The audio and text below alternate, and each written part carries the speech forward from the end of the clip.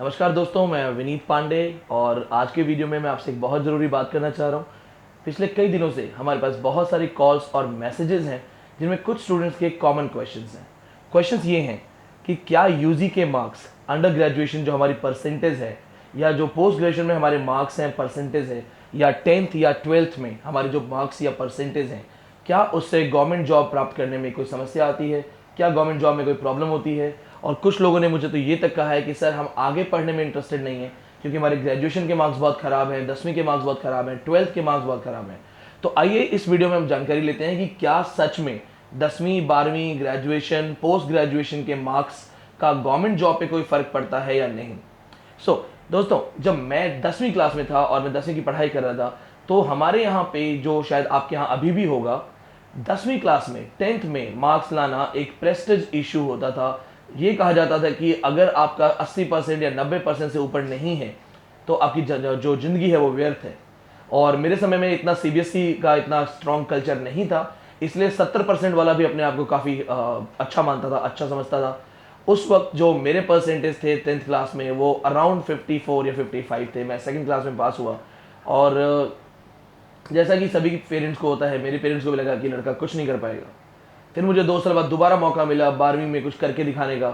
और इस वक्त मैं 12वीं के अंदर आर्ट्स के अंदर था, आर्ट्स स्ट्रीम में था, मेरे पास सब्जेक्ट था, इकोनॉमिक्स था, इंग्लिश लिटरेचर था, ज्योग्राफी था। और फिर यहाँ पे ये हुआ कि मैंने कोई खास स्कोर नहीं किया, मैंने 61% स्कोर किया और कुछ खास नंबर नहीं थे। उसके बाद जब ग्रेजुएशन में मैंने सब्जेक्ट लेके कंटिन्यू करना शुरू किया, अगेन वहाँ भी मैंने कोई बहुत बड़ा स्कोर नहीं किया, अराउंड 59% समथिंग मेरा ग्रेजुएशन का स्कोर आया। और फिर जब मैंने पोस्ट ग्रेजुएशन किया तो जैसे कि बहुत सारे मेरे स्टूडेंट्स फॉलोअर्स मुझे जानते हैं कि मैं अपनी पढ़ाई में कभी इस चीज़ के लिए सीरियस नहीं था कि मुझे एकेडमिक्स में जाना है। तो पोस्ट ग्रेजुएशन में भी मेरा कोई बहुत अच्छा स्कोर नहीं है, ये अराउंड 58% के आसपास है। अराउंड का मतलब आप समझदारी से समझ गए होंगे, 57 पॉइंट समथिंग समथिंग है। दोस्तों, क्या इससे मैटर होता है गवर्नमेंट जॉब में? क्या इससे फ़र्क पड़ता है? क्या आपका एकेडमिक प्रोफाइल, आपका जो इंडेक्स है, क्या ये एक्चुअली मैटर करता है? दो चीज़ें यहाँ पे समझने वाली हैं। आप किस लेवल पे कौन से गवर्नमेंट जॉब के किस पर्टिकुलर सेक्टर के लिए अप्लाई कर रहे हैं। देखिए, अगर आप एकेडमिक्स में जाना चाहते हैं, आप टीचर बनना चाहते हैं, प्रोफेसर बनना चाहते हैं, तो इस वक्त बहुत सारे कॉम्पिटिटिव एग्जाम हैं। जैसे आप राजस्थान में हैं तो आपको आरपीएससी देना पड़ेगा, अदर सेक्टर्स में है तो आपके जो सेट, टेट और रीट, ये जो अलग अलग एग्जाम हैं, या आपको डीएसएस भी देना पड़ता है, पीजीटी एग्जाम देने पड़ते हैं, या फिर आपको नेट जेआरएफ के एग्जाम देने पड़ते हैं। दोस्तों, देखा जाए तो 10वीं के मार्क्स और आज का समय, जब आप पोस्ट ग्रेजुएशन कर चुके हैं, एक एग्जाम क्वालिफाई करके आप गवर्नमेंट जॉब के लिए जा रहे हैं, इसमें बहुत बड़ा फर्क है। लेकिन कहीं ना कहीं हमारे इंडियन एजुकेशन सिस्टम में कमी हो जाती है और वो लोग आपको 10वीं के मार्क्स पे जज करते हैं, जो कि आप 8 या 9 साल पहले थे, आज नहीं है। लेकिन मैं फिर भी यही कहूँगा, 10वीं के मार्क्स या 12वीं के मार्क्स या ग्रेजुएशन के मार्क्स का कोई फ़र्क नहीं पड़ता। इनफैक्ट पोस्ट ग्रेजुएशन के मार्क्स का भी कोई फ़र्क नहीं पड़ता है अगर आप नेट जेआरएफ क्वालिफाइड हैं या जिस कॉम्पिटिटिव एग्जाम में आप गए हैं आप वहाँ क्वालिफाइड हैं। लेकिन क्या हम बोलेंगे कि एकदम फ़र्क नहीं पड़ता? जी नहीं, ऐसा नहीं है। जब आप इंटरव्यू देते हैं, आपके सामने जो इंटरव्यू लेने वाला बैठा है, ये उसकी मानसिकता पर भी डिपेंड करता है कि वो क्या सुनना चाहता है। किसी भी इंटरव्यू की जब आप तैयारी करते हैं तो आप बेस्ट आंसर्स प्रिपेयर करते हैं, आप यूट्यूब वीडियोस देखते हैं, टीचर्स से बात करते हैं और अपने तरीके से बेस्ट आंसर्स तैयार करते हैं कि मैं इस कठिन सवाल का इस तरीके से जवाब दूंगा जो इंटरव्यू अथॉरिटी को अच्छा लगेगा। दोस्तों, इंटरव्यू अथॉरिटी भी इंसान है और अपना माइंड सेट, अपना थॉट प्रोसेस क्रिएट करके आता है, बना के आता है, उसकी एक विचारधारा होती है। अगर उसे लगता है कि 10वीं के मार्क्स के बिना आप अच्छा नहीं कर सकते तो आपको वो अगर हटाना चाहेगा तो हटा ही देगा। मैं आपको बताता हूँ, मैं दिल्ली यूनिवर्सिटी में 3 साल पढ़ा चुका हूँ, दिल्ली यूनिवर्सिटी की कॉलेजेस में मेरा 3 साल का एक्सपीरियंस है।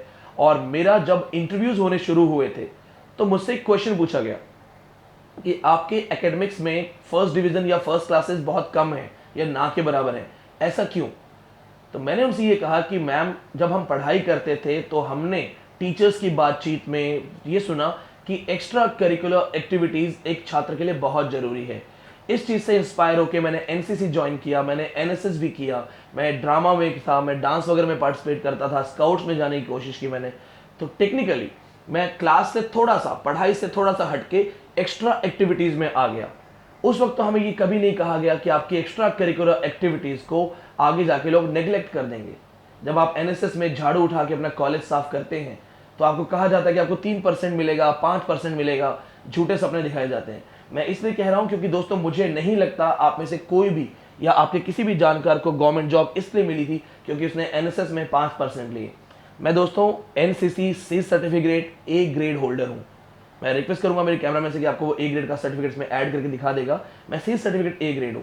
मुझे ये बताया गया था कि आपने दुनिया में सबसे बड़ा टारगेट अचीव कर लिया है, ये सब कुछ है, बस यही एक मोक्ष है। लेकिन जब वही मैंने ए ग्रेड का सर्टिफिकेट यूनिवर्सिटी ऑफ दिल्ली के इंटरव्यूज में लगाना शुरू किया तो 7 और 8 इंटरव्यूज के बाद मुझे समझ में आ गया कि वो देखते ही नहीं है। उन्हें कोई फर्क नहीं पड़ता कि मैं प्री आरडी कैंप कर रहा था या मेरा फायरिंग में सेकंड पोजीशन था, उन्हें कोई फर्क नहीं पड़ता। इन शॉर्ट टोटली डिपेंड करेगा कि आपका इंटरव्यू अथॉरिटी कौन है। मैं गार्गी कॉलेज में इंटरव्यू दे रहा था, उन्होंने मुझसे पूछा कि एक्स्ट्रा करिकुलर एक्टिविटीज से क्या फर्क पड़ता है, हम टीचर ढूंढ रहे हैं, we are looking for a teacher. मैंने कहा मैम जब तक आपके टीचर में लीडरशिप क्वालिटी नहीं है, लीड करने की क्वालिटी नहीं है, इनिशिएटिवनेस नहीं है, वो सिर्फ एक किताबी कीड़ा है, वो किताब से पढ़ के आगे बोल देगा, वो एक ट्रांजिस्टर का काम कर रहा है। अगर आपका टीचर एक एक्स्ट्रा करिकुलर एक्टिविटीज के थ्रू आया है तो वो चीजें डेमो करके दिखा सकता है, लीड कर सकता है, इनिशिएटिवनेस कर सकता है, एंड सबसे बड़ी चीज है कि बहुत बड़ा क्रिएटिव हो सकता है। दोस्तों अगर आपके यूजी में मार्क्स कम है, पीजी में ज्यादा बढ़ाने की कोशिश कीजिए। अगर आपके पीजी में मार्क्स कम है तो भी मत घबराइए, क्योंकि अल्टीमेटली आपको नेट जेआरएफ के अंदर जाना है। मैं जिस यूनिवर्सिटी से पढ़ के आया हूं, बीकानेर यूनिवर्सिटी, महाराजा गंगा सिंह यूनिवर्सिटी बीकानेर, मैं जामिया यूनिवर्सिटी का फॉर्म भर रहा था एमफिल के लिए और वहां पे मेरी यूनिवर्सिटी शो भी नहीं कर रही थी, मुझे अदर यूनिवर्सिटीज में भरना पड़ा। तो अगर मैं भी इस चीज़ का शिकार हो जाऊं कि मेरे 10वीं में अच्छे मार्क्स नहीं है, 12वीं में अच्छे मार्क्स नहीं है, ये मेरी यूनिवर्सिटी को जामिया जैसी यूनिवर्सिटी रिकॉग्नाइज नहीं करती है, तो दोस्तों ये नेगेटिविटी, ये पेसिमिज्म आप अपने अंदर लाके खुद को परेशान करेंगे। टेल योरसेल्फ, अपने आप को बताइए कि कोई बात नहीं, अगर 10वीं 12वीं में मेरे मार्क्स अच्छे नहीं है, एक कागज का टुकड़ा आपके फैसले नहीं करता है। मेरे सर्टिफिकेट से मेरा फैसला नहीं किया, मुझे मेरे नॉलेज ने इस लेवल पे लाया कि मैं आज अपने दोस्तों से सामने बैठ के बात कर रहा हूँ। आपको यूजी पीजी के मार्क्स से कोई फर्क नहीं पड़ना है, कोई टेंशन नहीं लेनी है। आप ये देखिए कि जिस कॉम्पिटिटिव एग्जाम की आप तैयारी कर रहे हैं उसके अंदर आप कितना बड़ा स्कोर कर सकते हैं। दोस्तों ग्रेजुएशन के अंदर ऐसे बच्चे जो कुछ पढ़ाई लिखाई नहीं करते, वही लोग ग्रेजुएशन के अंतिम साल में जाके आईएएस टॉप कर जाते हैं। तो कोई उन्हें रोकता है क्या? कोई उन्हें नहीं रोक सकता। आपको यह ध्यान रखना है कि किसी भी तरीके की अफवाहों पे मत जाएं। एक लड़का जो आपको compete कर रहा है, जो कंपटीशन में ही आपको ही compete करने वाला है, वो आपको डराने के लिए बोलता है कि तुम्हारे अच्छे मार्क्स नहीं है, तुम्हारा सिलेक्शन तो नहीं होगा, तुम्हारा एकेडमिक्स अच्छा नहीं है, तुम्हारा सिलेक्शन तो नहीं होगा, तुम्हें इंग्लिश बोलनी नहीं आती है, तुम्हारा सिलेक्शन तो नहीं होगा। ऐसे किसी भी तरीके के अफवाह फैलाने वाले, डर फैलाने वाले और भ्रामक चीजें फैलाने वाले लोगों से दूर रहिए। अपने आप को बताइए सिर्फ एक चीज कि yes I can do it. अगर मैंने ट्राई की है, मैंने अटेम्प्ट किया है, तो मुझ में दम है, मैं ये कर सकता हूं। Thank you so much. This is Vineet Pandey.